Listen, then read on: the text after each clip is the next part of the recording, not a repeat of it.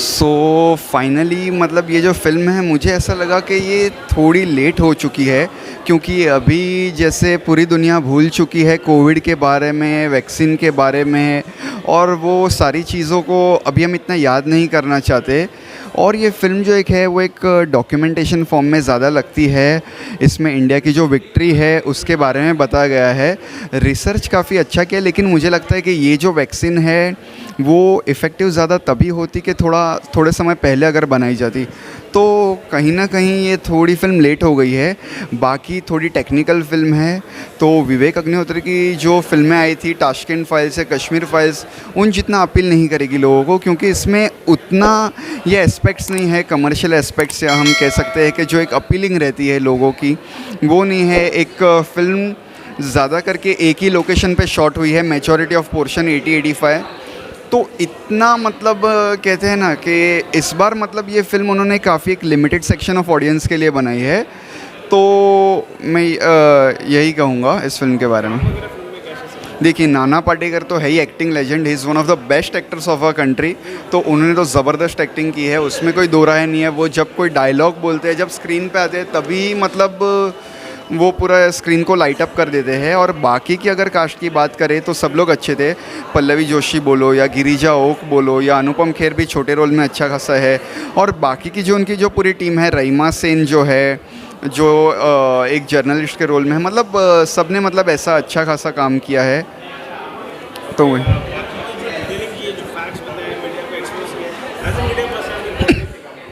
सी मतलब मैं जब लास्ट में जो नाना पाटेकर जो एक स्पीच देते हैं वो 10-15 मिनट का, वो बहुत ही ज़बरदस्त है कि मीडिया जो है, media should stick to the facts. और यहाँ कैसा होता है कि आप पैसे के चक्कर में जर्नलिज्म का लेवल काफ़ी गिरा देते हो। तो ये चीज़ कहीं ना कहीं मुझे मतलब खटकती है कि you should be sticking to the facts. और बात जब आपके देश की आती है तो आपको उसके ऊपर प्राउड फील होना चाहिए, बल्कि ऐसा नहीं कि उसकी कमियां आपको नहीं दिखानी है, बल्कि हमारा देश किस लेवल पे है, क्या क्या कर सकता है, हमारा जो पोटेंशियल है उसके बारे में हमको ज़्यादा लाइट देनी चाहिए। जैसे हम देखते हैं कि हमारे देश में मतलब कैसे है कि बाकी देशों की खबरें काफ़ी आती है और हमारे देश को काफ़ी टाइम ढक दिया जाता है या थोड़ा डाउनग्रेड किया जाता है। तो मैं वही चाहूँगा कि हमारे देश में भी ऐसे कितने लोग हैं जिनमें काफ़ी पोटेंशियल है और हमारा देश भी किसी से कम नहीं है। तो ये चीज़ को हमको ज़्यादा लाइटन अप करना है। मैं इस फिल्म को दूंगा, मतलब आई एम बिट कन्फ्यूज, लेकिन अगर देना चाहे तो 2.5 या 3 के बीच में रहूँगा। और मैं ऑडियंस को यही अपील करूँगा कि ये टिपिकल विवेक अग्निहोत्री वाली फिल्म नहीं है। It is kind of a documentary film, और इसको उस दिमाग से ही देखिए। अगर आप इसमें कुछ कश्मीर फाइल्स कैसी थी कि दैट वाज अ पूरा नेशन वाइड सब्जेक्ट था, तो उससे आप ज़्यादा कनेक्ट हो सके, लेकिन इस फिल्म में वैसा आप कुछ एक्सपेक्ट मत करिए। जस्ट जाइए, एक डॉक्यूमेंटेशन फॉर्म में है, उसी तरह से देखिए। और एक्टिंग भी नाना पाटेकर के लिए आप देख सकते हो, तो मैं वही कहूँगा।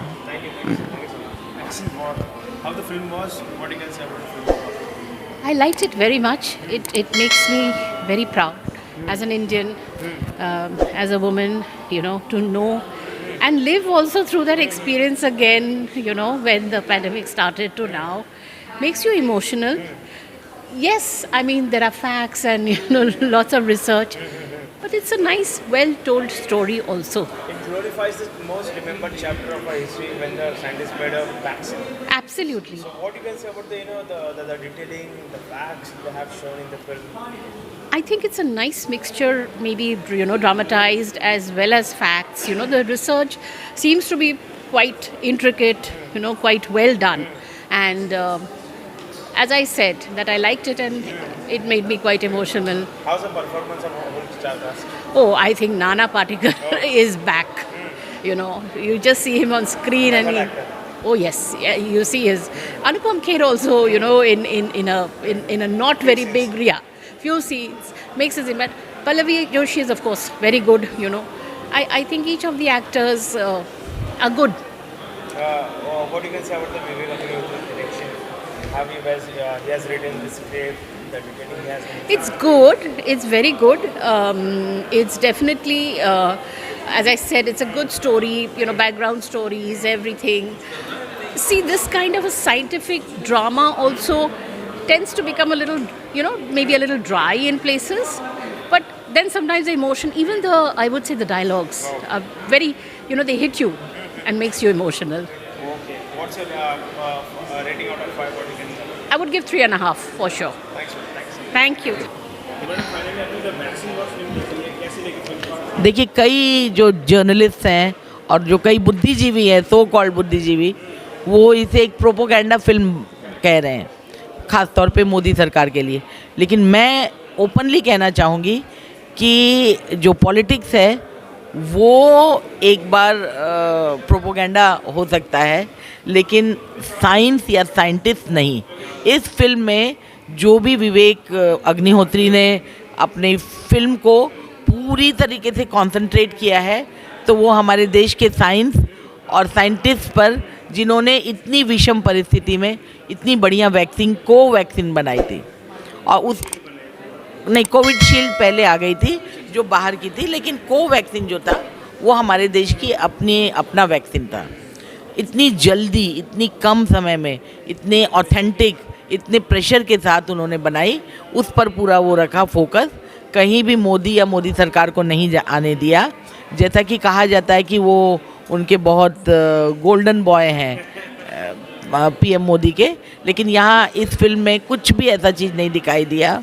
इतनी बढ़िया एक्टिंग, हाँ, जो डॉक्टर भार्गव के रूप में वो लेके आए नाना पाटेकर को, पल्लवी जोशी हो, वो उनकी पूरी टीम हो, इवन जो राइमा सेन जो उनके ऑपोजिट में आती हैं, अपोज करती हैं और जर्नलिस्ट बनी है, थोड़ा वैम्पिश कैरेक्टर है, उन्होंने भी बहुत बढ़िया एक्टिंग की है। पूरी फिल्म आपको बांधे रखेगी और हमारी औकात नहीं है कि इतनी अच्छी फिल्म को ये दें, क्या दें, स्टार्स दें, लेकिन फिर भी मैं 4.5 से कम इसको दूंगी नहीं। मैंने उनकी जो इसके पहले फिल्म आई थी द कश्मीर फाइल, उसको इतना ज़्यादा स्टार्स नहीं दिए थे, उनको 4 ही दिया था, क्योंकि वो मुझे कहीं ना कहीं प्रोपोगेंडा फिल्म लगी।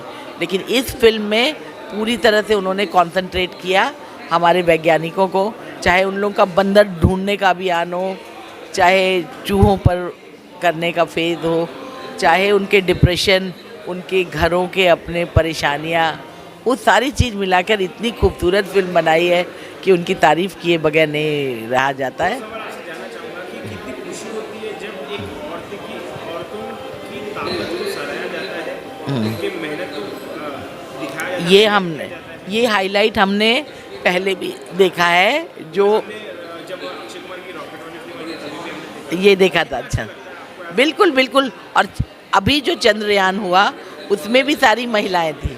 तो जो महिलाएं होती हैं, हम ऑनेस्टली, और इवन ये भी मैं कह सकती हूँ प्राउडली कि इंडियन जो महिलाएं होती हैं, हाउसवाइफ होती हैं, उनको ज़्यादा ईमानदार और ऑनेस्ट माना जाता है।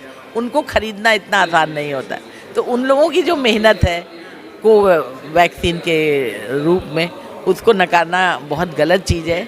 और मुझे ये लगता है कि फिल्म को जिस तरह से फिल्माया गया, जिस तरह से उसकी रिसर्च की गई, वो सारी चीज़ें बहुत अच्छी लगी। और सवाल मैं आपसे जानना चाहूँगा कि जिसमें जिस तरीके से इस फिल्म में मीडिया को एक्सपोज किया गया है, as a media personality, what do you think of it? देखिए, मीडिया पर्सनालिटी में मैं ये नहीं कहती हूँ, उसमें एक तो इक्का दुक्का जो राइमा सेन के रूप में दिखाया गया, और ऐसे कुछ थे जो बिना सोचे समझे फैला रहे थे, जो कांग्रेस से प्रभावित थे या कुछ थे।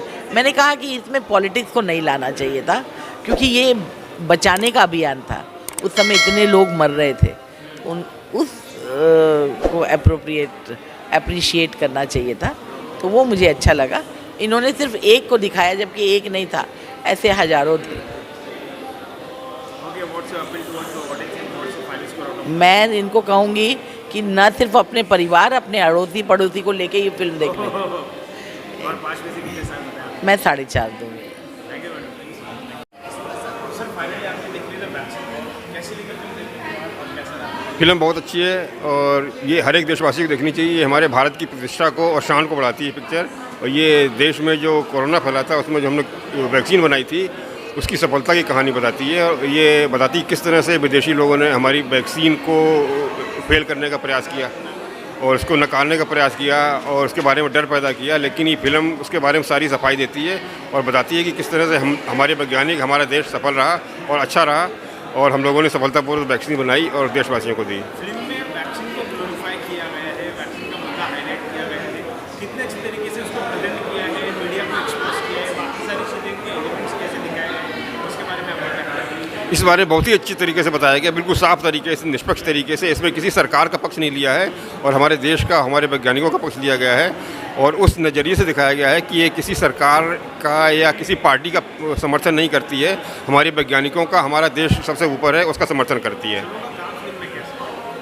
सभी का काम बहुत अच्छा लगा है और पल्लवी जी का मुझे जो है दक्षिण भारतीय एक्सेंट बोलने का बहुत अच्छा लगा, बहुत सफल लगा। और नाना पाटेकर जी तो मतलब सुपर हीरो, वो तो फिल्म के सलमान खान, शाहरुख खान और आमिर खान सब हैं और मैं समझता हूँ कि मतलब उनका काम बहुत मतलब जो है सब लोगों को पसंद आएगा। ओके, बाकी की सारी चीज़ें कैसी है? नाना पाटेकर को छोड़ के पल्लवी जोशी है, रिद्धिमा सेन है, फिर अपने सप्तमी गौड़ा है, गिरिजा ओके, बाकी जो लेडीज़ लोगों का काम है उनको कैसे? सबने अपनी भूमिका के प्रति बहुत न्याय किया है और सबने सही काम किया है। बिल्कुल ऐसा लग रहा था कि जैसे वो लोग फिल्म में काम करने वाले एक्टर्स नहीं बल्कि वो खुद डॉक्टर्स हैं और वो पेशेवर प्रोफेशनल्स डॉक्टर हैं। उस तरह से उन्होंने काम किया और वैज्ञानिक हैं। उनको पसंद आएगी फिल्म देखते हुए? बहुत अच्छी पसंद आएगी लोगों को, बहुत एक इंटरेस्टिंग फिल्म है और बहुत रोचक फिल्म है, लोगों को बहुत अच्छी लगेगी और हर एक को देखनी चाहिए। और मैं समझता हूँ कि ये फिल्म जो है काफ़ी सफल रहेगी और लोग जरूर देखें इसे, मैं चाहूँगा। 5 में से कितने स्टार देना चाहेंगे? इसमें मैं 3.5 4 स्टार देना चाहूँगा इसको। Thank you sir, thank you so much.